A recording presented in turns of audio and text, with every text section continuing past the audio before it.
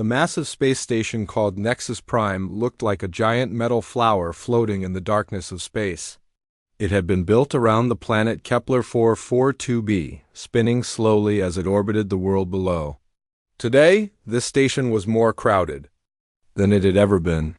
Ships from 47 different worlds had come here, each one carrying the best computer programmers their species could find. Jake Morrison stood at the viewing window of the human transport ship, watching as they approached the docking bay.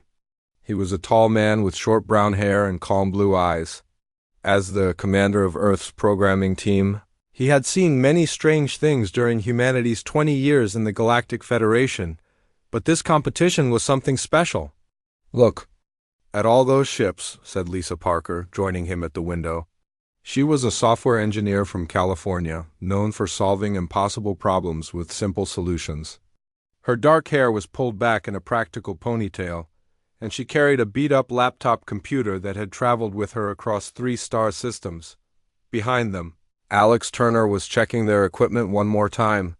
He was the team's quantum computing expert, though he preferred working with basic computers that anyone could understand. "The Zephyrian ship is the size of a small city," he said, pointing to a crystalline vessel that seemed to bend light around itself. "They probably brought their entire computational government with them," Jake nodded. Zephyrians were famous throughout the galaxy for their ability to think in 12 dimensions at once. Most species could barely imagine what that meant, but it made them incredible at solving complex mathematical problems. They had won this competition 7 times in the past 10 years. The human ship docked with a soft thump, and soon the 3 humans were walking through the corridors of Nexus Prime. The station was built to accommodate every type of life form in the Federation, so the halls were filled with strange sights and sounds. A group of Vorticons floated past, their crystal bodies humming with electrical energy. Behind them came a delegation from the collective of Zarian, moving in perfect synchronization because they shared a single hive mind. "Remember," Jake said quietly to his team, "everyone here thinks humans are the new kids who don't know anything about real programming. Let them think that." They entered the main assembly hall, where hundreds of beings from across the galaxy had gathered. The room was enormous, with sections designed for creatures that breathed different gases, lived underwater, or needed special gravity fields. High above them, a holographic display showed the symbol of the Galactic Federation and the words "Annual Intergalactic Coding Championship." A tall, blue-skinned being with 4 arms stepped onto the central platform. This was Admiral Corvash, one of the oldest and most respected members of the Stellar Council. His voice carried clearly through the translation systems installed throughout the hall. "Welcome, programmers of the galaxy," Admiral Corvash began. "For 150 years, this competition has brought together the finest computational minds in known space. Today, you will face the greatest programming challenge ever conceived." The holographic display changed to show complex diagrams and scrolling text. "Your task is to create a universal data compression algorithm. This program must be able to reduce any digital information by at least 90% without losing any data. But here is the real challenge. Your solution must work on every computing system used by every species in the Federation." A murmur ran through the crowd. The Zephyrians began speaking to each other in their musical language, their words creating patterns that human ears could not fully understand. The Vorticons increased their humming, and the crystals in their bodies began to glow brighter. Even the usually calm Aquarians from Proxima B started making bubbling sounds of excitement in their water tanks. "The winning team," Admiral Corvash continued, "will receive the Golden Circuit Award and a contract to implement their solution across the entire Federation communication network. This contract is worth more than the annual budget of most star systems." Lisa leaned over to Alex and whispered, "Did you notice what he said about working on every computing system?" Alex smiled. "Every system in the galaxy. That's interesting." Around them, the alien teams were already deep in discussion about their strategies. The Zephyrians were drawing diagrams that seemed to exist in dimensions humans could not see. The Vorticaunts were growing new crystal formations to help with their calculations. A team of bloblings from Tau Ceti were mixing different colored chemicals in small containers. Their method of programming involving biological processes that took days to complete. The humans found their assigned workspace, a small area with basic tables and access to the station's computer network. It looked tiny compared to the elaborate setups around them. The Zephyrians had requested a room the size of a basketball court, filled with quantum computers that hummed with power. The collective of Zerian had linked their workspace directly to their ship, where hundreds more of their kind waited to join the programming effort. 3 days to complete the challenge, Jake said, reading the official rules. All solutions must be demonstrated on the final day before a panel of judges from 12 different species.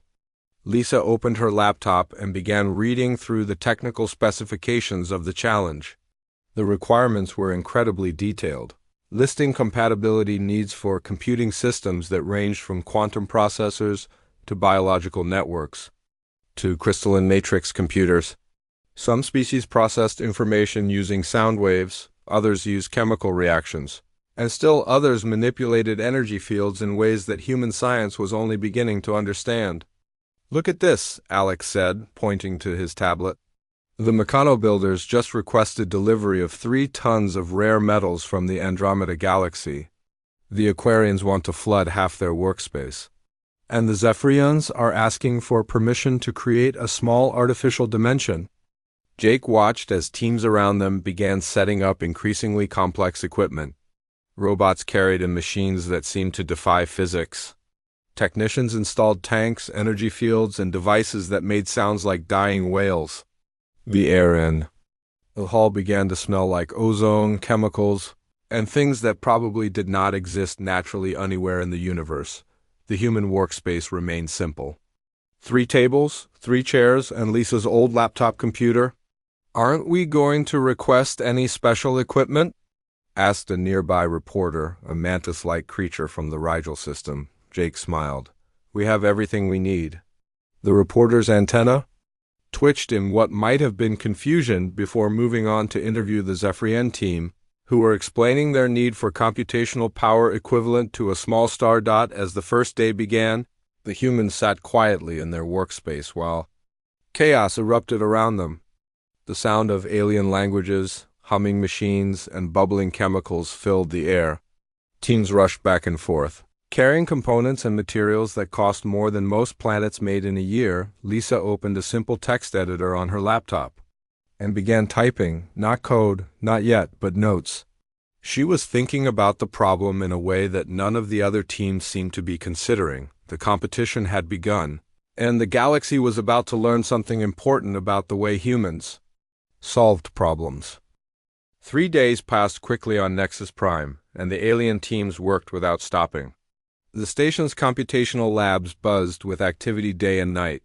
Strange lights flashed from the Zephyrian workspace while musical sounds drifted from the vortex crystal chambers. The smell of chemicals and ozone grew stronger each hour as teams pushed their exotic technologies to the limit. Jake Morrison walked through the work areas, observing what each species was creating. As a military commander, he had learned the value of understanding his competition. What he saw amazed and amused him in equal measure. The Zephyrian team had taken over the largest workspace on the station. High computational sage Zithara floated in the center of a room filled with quantum computers the size of small buildings. Her 12-dimensional mind could process mathematical concepts that existed in spaces humans had never imagined. Around her, screens displayed equations that seemed to twist and bend reality itself. "We have achieved breakthrough in dimensional data folding," Zithara announced to her team in their singing language. The compression algorithm now spans 47 parallel dimensions. Current line count, 12,316. Jake stopped to watch as holographic displays showed their code. It looked more like abstract art than programming. Lines of text curved through space, connecting in patterns that hurt to look at directly. The humans who tried to read it found their eyes watering and their heads spinning. "Estimated completion time for full algorithm, 6 more days. continued. Zithara, we will need additional quantum cores from the home fleet. Their solution required computers that could exist in multiple dimensions at once. The power needed to run their program would drain the energy reserves of most space stations. But the Zephyrians were confident their approach was the most advanced in the galaxy. Jake moved on to the Vortec workspace, where Resonance Prime Klaxon was growing new crystal matrices. The Vorticons were silicon-based life forms who thought by creating resonance patterns in their crystal bodies. Their approach to programming involved literally growing computer circuits as living crystal formations. The room hummed with harmonic frequencies that made the metal walls vibrate. Klaxon had spent 2 days growing a crystal computer network that looked like a beautiful sculpture made of living gemstones. Each crystal pulsed with different colors as data flowed through the network. Harmonic resonance compression achieving new efficiency levels, Klaxon vibrated to his team. A biocrystal matrix now spans 3,000 nodes.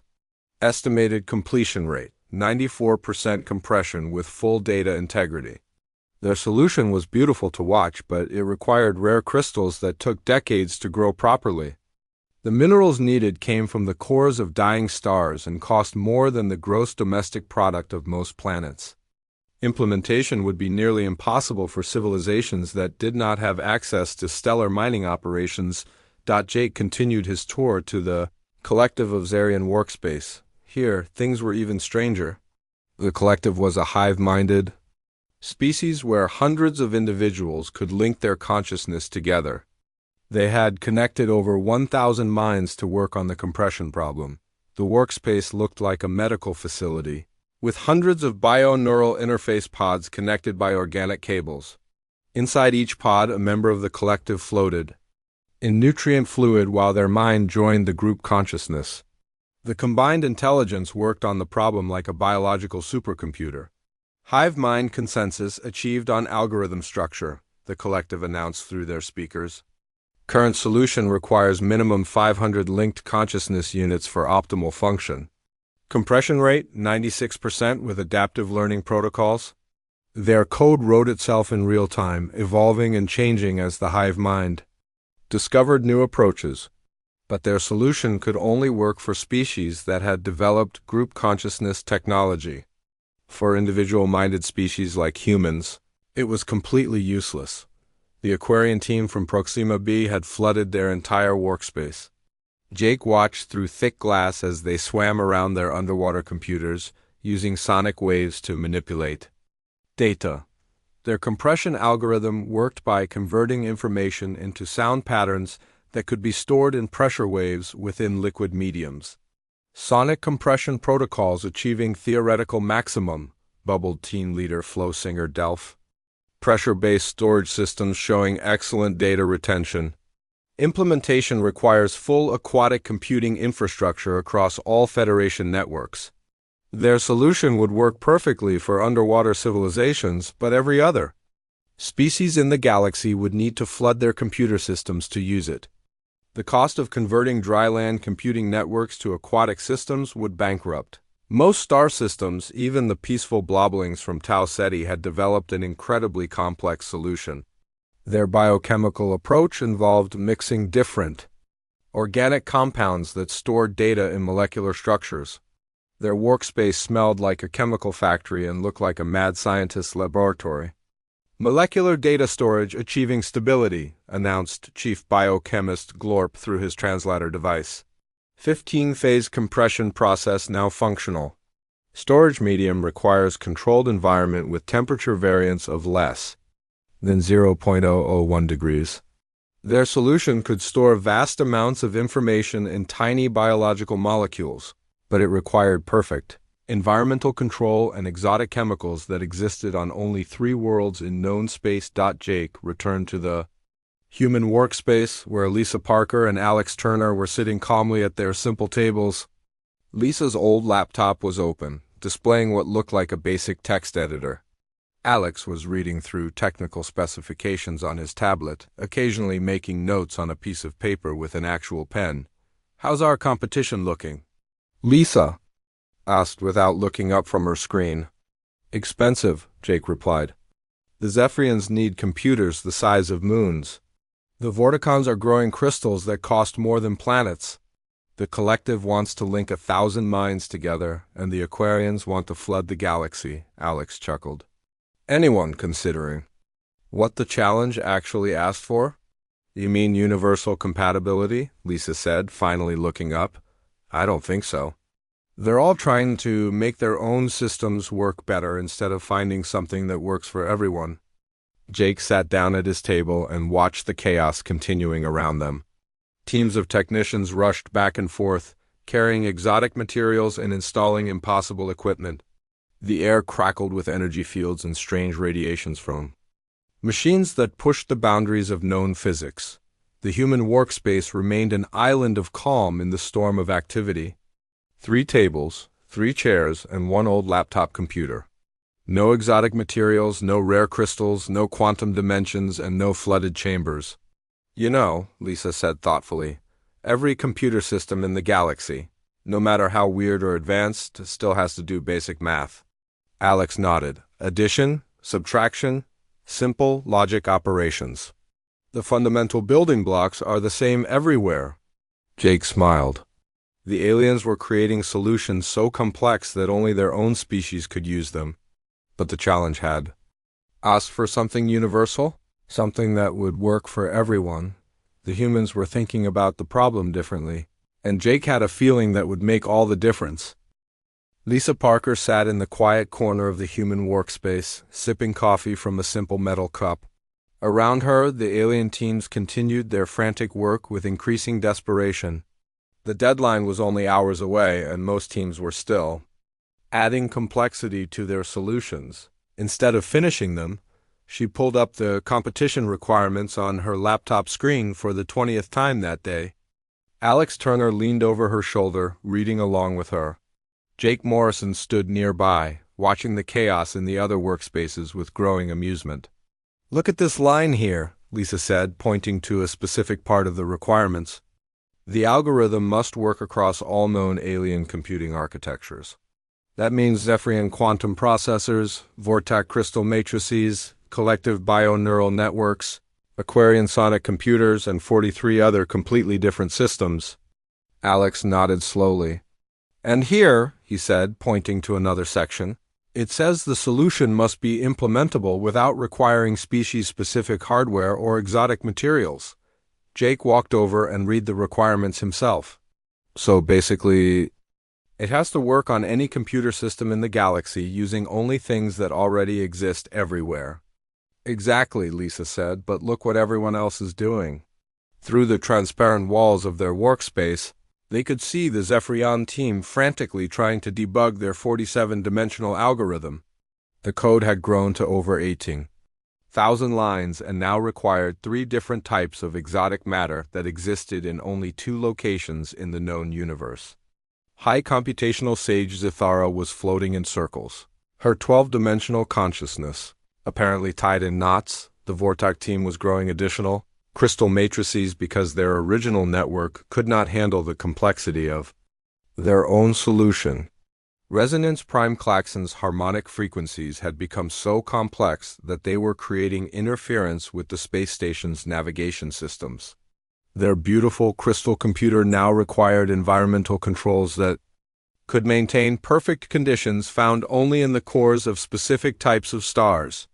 They're all making the same mistake, Alex observed. They're trying to use their most advanced technologies to solve the problem, but the challenge specifically asks for something universal. Lisa opened her code editor and stared at the blank screen. Every computing system in the galaxy is different on the surface, but they all have to handle basic operations. Math, logic, data storage, and retrieval. The lowest common denominator, Jake said, understanding where she was going with this. Right, no matter how fancy the computer, it still has to be able to count, compare numbers, and follow simple instructions. That's true whether you're using a quantum supercomputer or a basic calculator. Lisa began typing, but not the complex algorithms that filled the screens around them. Instead, she was exploring the mathematical foundations that existed in every computing system ever created. Her fingers moved steadily across the keyboard, but she was writing simple, basic code that any computer science student could understand. The workspace next to them belonged to the mechano-builders, a species of artificial intelligences that had built themselves from metal and circuits. They had requested tons of rare metals from distant galaxies and were constructing self-replicating nanomachines that could build custom processors for each data type they encountered. Their solution was elegant in its own way, but it required manufacturing capabilities that would take centuries for most civilizations to develop. On the other side, the plasma entities from the Vega system were manipulating pure energy fields to create compression algorithms that existed as living patterns of electromagnetic force. Their workspace crackled with electricity and required magnetic containment fields that consumed more power than some planets used in a year. "Look at all this," Alex said, gesturing toward the alien workspaces. "Billions of credits worth of equipment, materials that cost more than star systems, and technologies that most species don't even understand. But the challenge says it has to work for everyone." Lisa paused in her typing and pulled up technical specifications for different alien computing systems. She had been studying these for months, learning how each species approached computational problems. The diversity was incredible, but underneath all the exotic technologies, certain principles remained constant. "Here's the thing they're all missing," she said, highlighting sections of the specifications. "Every system, no matter how it's built, has to process information sequentially. Even the collective's hive mind has to pass data from one consciousness to another in some kind of order. The Zephyrian's 12-dimensional processors still have to manipulate data one operation at a time." Jake sat down at his table and watched Lisa work. Her approach was completely different from the teams around them. Where they were adding complexity, she was looking for simplicity. Where they were using the most advanced technologies available, she was focusing on basic principles that worked everywhere. "Sequential processing," Alex said, thinking out loud. "Data patterns. Mathematical relationships that exist in all information types. Most digital information has redundancy," Lisa continued, her fingers dancing across the keyboard. "Whether it's a Zephyrian dimensional map or an Aquarian sonic pattern or even human text files, there are predictable relationships between data points." She pulled up sample files from different alien species. Zephyrian mathematical equations, vortex resonance patterns, collective bioneural streams, Aquarian pressure waves, and dozens of other data types. On the surface, they looked completely different, but Lisa was seeing something else. "Look at the underlying structure," she said, running basic analysis on the files. "Even though the data represents completely different things, there are mathematical patterns that repeat across all of them." The alien teams were now in full panic mode. The Zephyrians had realized their solution required computational power equivalent to a small galaxy. The Vorticons discovered their crystals would take 300 years to grow to the required size. The collective found that linking enough minds to run their algorithm would require more bioneural interfaces than existed in known space. Teams were frantically trying to simplify their solutions, but they had built them on foundations of such complexity that removing any part caused the entire structure to collapse. The bloblings were mixing chemicals at dangerous speeds, creating toxic clouds that required emergency ventilation. The plasma entities' energy fields were starting to interfere with each other, threatening to overload the station's power grid. Meanwhile, Lisa was crafting something beautiful in its simplicity. Her solution was growing on the screen, but it remained small, elegant, and based on mathematical principles that had existed since the dawn of computation itself. "How many lines of code do you think we'll need?" Alex asked, watching her work. Lisa smiled and continued typing. "I'm thinking 1, Jake raised an eyebrow. 1 line of code to solve the greatest programming challenge in galactic history? Sometimes the best solutions are the simplest ones," Lisa said, putting the finishing touches on her work. "Especially when the problem asks for something that works for everyone instead of just showing off how clever you are." She saved her file and sat back with satisfaction. Around them, the alien teams continued their desperate race against time, their solutions growing more complex and expensive by the minute. But the humans had found something different, something that would work just as well on a quantum supercomputer as it would on the most basic calculator in the galaxy. The grand auditorium of Nexus Prime had never seen anything like this day. Thousands of beings from across the galaxy filled the massive space, their various forms creating a sea of colors, shapes, and sizes that boggled the mind. The ceiling stretched so high that clouds had formed near the top, and the walls curved away in all directions to accommodate species that needed different gravity, atmosphere, and lighting conditions. Admiral Corvash stood at the center of the presentation platform, his forearms spread wide in welcome. Behind him, massive holographic displays showed the symbol of the Galactic Federation and scrolling text in 47 different languages. The translation systems worked overtime to carry his words to every species present. Today we witness the culmination of the greatest programming challenge in galactic history, Admiral Corvash announced. 47 teams have spent 3 days creating solutions to compress universal data. The winning algorithm will transform communication across our Federation. In the human section, Jake Morrison adjusted his uniform and checked his watch. Lisa Parker sat calmly beside him, her old laptop computer resting on her knees. Alex Turner reviewed his notes one final time, though he knew they would not need them. Around them, the human delegation from Earth watched with quiet confidence. The alien sections buzzed with nervous energy. The Zephyrion delegation floated in their special dimensional viewing chambers, their 12-dimensional minds focused on the presentation platform. The Vorticons hummed in harmonious frequencies that made the nearby metal walls vibrate. The collective of Zarian moved in perfect synchronization, their hive-mind consciousness preparing for what they hoped would be their moment of triumph. "We will begin with the Zephyrian solution," Admiral Corvash announced.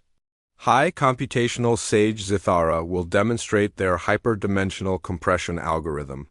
The platform filled with exotic equipment as Zephyrian technicians wheeled in quantum computers the size of small buildings. Energy fields crackled in the air, and reality seemed to bend slightly around their dimensional processors. Zithara floated to the center of the equipment, her ethereal form glowing with computational power. "Behold the ultimate in dimensional data manipulation," Zithara sang in her musical language. The translation made her words sound like poetry. "Our algorithm processes information across 47 parallel dimensions, achieving compression rates of 94%. She activated their system, and the holographic displays filled with equations that seemed to exist in spaces the audience could not perceive. Lines of code curved through dimensions that made observers dizzy to look at directly. The presentation took nearly an hour, as Zithara explained. Mathematical concepts that most species had never imagined. The demonstration was impressive. Test data vanished into dimensional folds and emerged compressed to exactly the promised 94%. But as the technical details continued, the audience began to understand the true cost of implementation.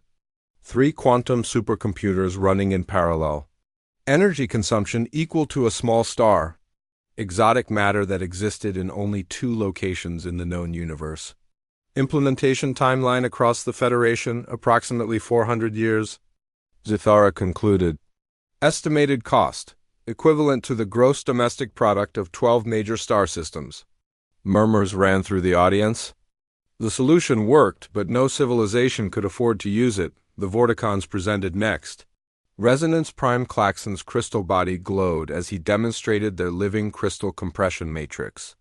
Their presentation was beautiful to watch, with harmonic frequencies creating patterns of light that danced through the air. They achieved 96% compression, but their solution required crystals that took decades to grow and environmental conditions found only in stellar cores. Team after team presented their solutions. The collective of Zarian linked 1,000 minds to demonstrate 97% compression, but their system only worked for hive-minded species. The Aquarians achieved 95% efficiency with their sonic wave compression, but every user would need to work underwater. The Meccano builders showcased self-replicating nano-constructors that built custom processors for each data type, but implementation would require manufacturing. Capabilities that most civilizations would need centuries to develop. Each presentation drew amazed reactions from the audience. The solutions were marvels of engineering and computational theory, but they all shared the same fatal flaw. They were so specialized and expensive that actual implementation across the diverse Federation would be impossible. Hours passed as team after team demonstrated increasingly elaborate solutions. The plasma entities manipulated pure energy to compress data into electromagnetic patterns that required magnetic containment fields consuming planetary-scale power. The bloblings created biochemical processors that stored information in molecular structures requiring perfect environmental control and exotic chemicals from distant worlds. Finally, Admiral Corvash called for the last presentation. The human delegation will now demonstrate their solution. The auditorium fell quiet as Lisa Parker walked calmly to the presentation platform. She carried only her simple laptop computer, its worn case and scratched surface looking primitive, compared to the exotic technologies that had filled the stage all day. No technicians followed her. No exotic equipment was wheeled onto the platform.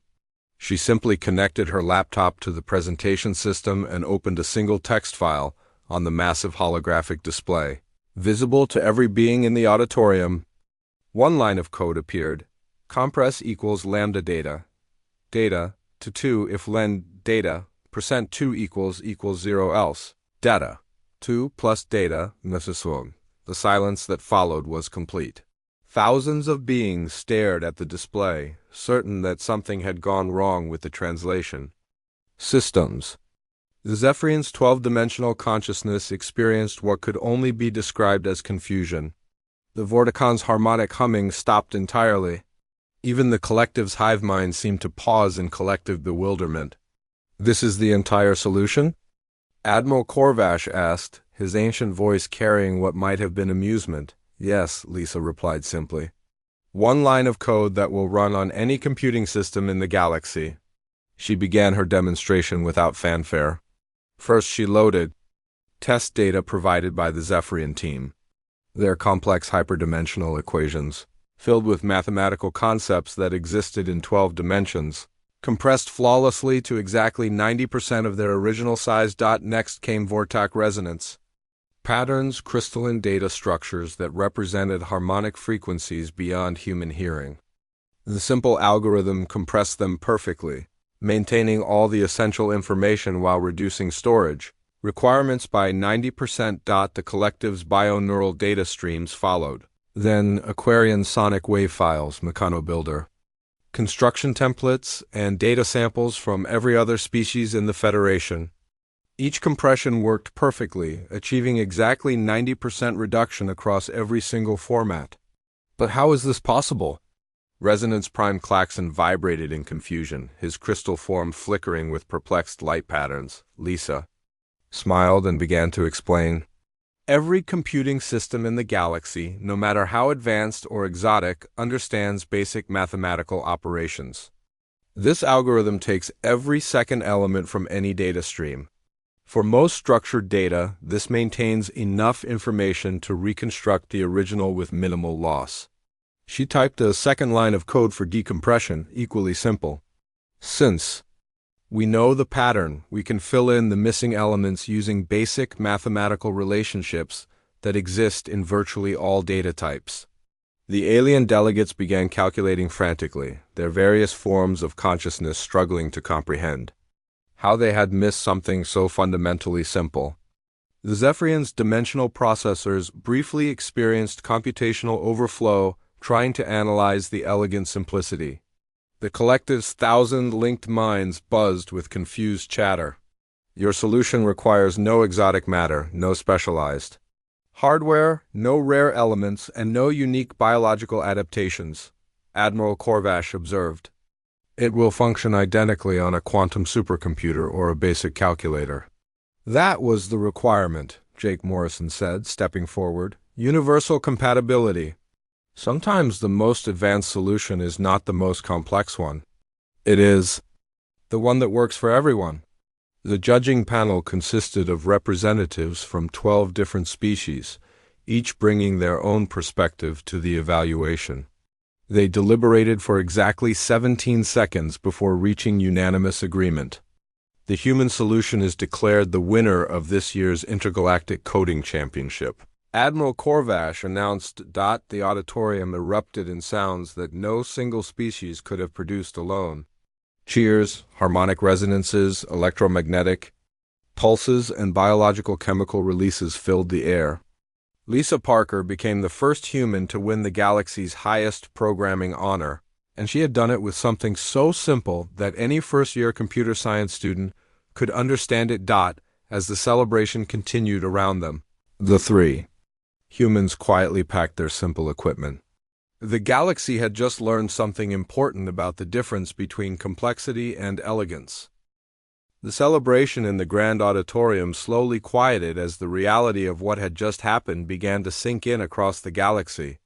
Admiral Corvash stood at the center of the platform, holding the Golden Circuit Award that had been presented to Lisa Parker just moments before.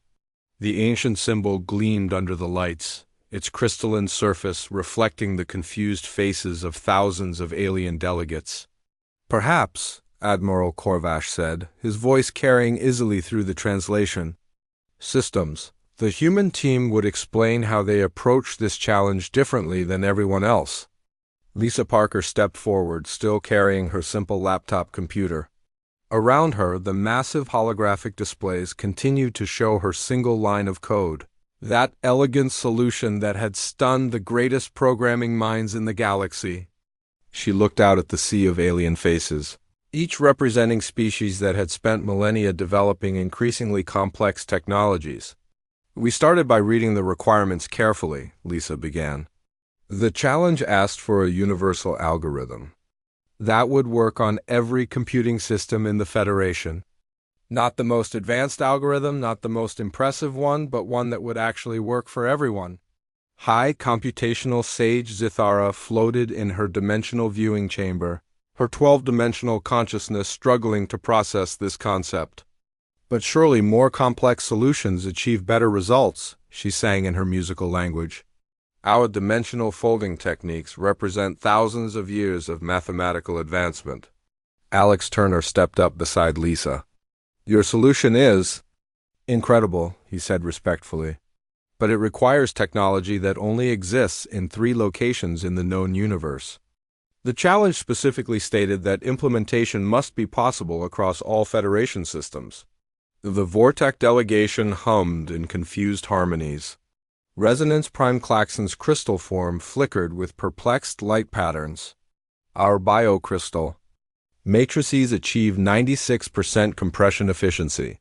How can a single line of basic code match such performance?" "Because 90% was the requirement," Jake Morrison replied, joining his teammates on the platform. "Going beyond the requirement doesn't help if nobody can actually use your solution." Lisa opened her laptop and pulled up the technical specifications again. "Look at what the challenge really asked for: universal compatibility, no exotic materials, no specialized hardware. The algorithm had to work on Zephyrian quantum processors, Vortec crystal computers, collective bioneural networks, Aquarian sonic systems, and 43 other completely different architectures." She highlighted sections of the requirements. Document on the holographic display. Every solution presented today worked perfectly for the species that created it, but none of them could be implemented by civilizations that didn't already possess the same advanced technologies. The collective of Zarian spoke through their unified voice, confusion evident even in their mechanical translation. "But linking consciousness units achieves optimal processing efficiency. How can individual-minded species expect to match hive mind capabilities?" "They can't," Lisa said simply. "And that's exactly the problem. Your solution only works for species like you. The Zephyrian algorithm only works for beings who can think in 12 dimensions. The Vortec crystals only function in stellar core environments. Each solution was designed for one specific type of civilization." Admiral Corvash nodded slowly, understanding beginning to show in his ancient features. while the human solution works equally well for all civilizations, regardless of their technological level or biological makeup. Lisa demonstrated again, running her algorithm on data samples from every species present. Zephyrian dimensional equations, Vortak harmonic patterns, collective neural streams, aquarium pressure waves, even human text files. The same simple mathematical principle worked flawlessly on every format. But how did you know this would work? Asked a delegate from the Rigel mantis species, her antenna twitching with curiosity. Basic mathematics, Alex explained. Every computing system in the galaxy, no matter how exotic, has to perform fundamental operations. Addition, subtraction, logical comparisons. These principles exist everywhere because they're the foundation of all computation. Lisa pulled up examples of different alien data formats. Most digital information contains patterns and redundancies. Whether it's a Zephyrian mathematical proof or an Aquarian sonic recording, there are predictable relationships between data points. Our algorithm simply takes advantage of those universal patterns. The audience was beginning to understand, but many still seemed stunned by the simplicity. The plasma entities from Vega sparked with electromagnetic confusion. The bloblings bubbled in chemical distress. These species had devoted centuries to developing the most advanced computational techniques possible, only to be outperformed by something a first-year programming student could write. The energy requirements alone, vibrated Resonance Prime. Klaxon, our calculations show your algorithm consumes almost no power. How is maximum efficiency achieved with minimum resource usage? Because it doesn't fight against the natural structure of data, Lisa replied. Instead of trying to compress information using exotic physics or advanced technologies, we just remove predictable elements and let basic mathematics fill in the gaps. Jake stepped forward to address the broader implications. This will change everything for Federation communications. Instead of spending billions of credits on specialized compression hardware, every civilization can implement this solution, using whatever computers they already have. Admiral Korvash activated his personal communication device and spoke briefly with unseen advisors. When he finished, his expression showed something that might have been amazement. The Federation Engineering Council has just completed preliminary cost analysis, he announced. Implementation of the human solution across all Federation networks will cost approximately 2% of any other proposal presented today. Installation can begin immediately using existing infrastructure. The economic implications hit the audience like a wave. Instead of requiring centuries and the resources of multiple star systems, the compression upgrade could be completed in months using equipment that already existed everywhere.